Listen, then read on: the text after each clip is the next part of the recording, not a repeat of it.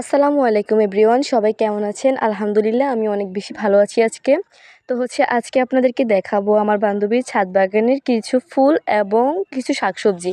তো চলুন দেখে নিই কি আছে। একটা জিনিস ভালোভাবে খেয়াল করে দেখলাম যে এই কদিন টানা বৃষ্টির কারণে গাছপালা শাকসবজি আগের মতো একদম প্রাণ ফিরে পেয়েছে এমন মনে হচ্ছে। তো ওর ছাদ বাগানে অনেক প্রকারের ফুল ফল গাছ ছিল, যার মধ্যে রয়েছে গোলাপ গাছ, কিন্তু গোলাপ গাছে কোনো প্রকার ফুল ছিল না। গোলাপ ফুলগুলো দেখতে মাশাআল্লাহ অনেক বেশি সুন্দর, আবার যদি ফুটে আপনাদেরকে অবশ্যই আমি দেখাবো। তো ওর ছাদ বাগানে আরো অনেক রকম ফুল ছিল যার নাম আমার জানা নাই, এজন্য আমি ভিডিও করছি ঠিকই, কিন্তু নামগুলো বলতে পারছি না। আই হোপ আপনারা নামগুলো জানেন। কিন্তু নয়নতারা ফুল দেখতে অনেক অনেক বেশি সুন্দর, দেখেন।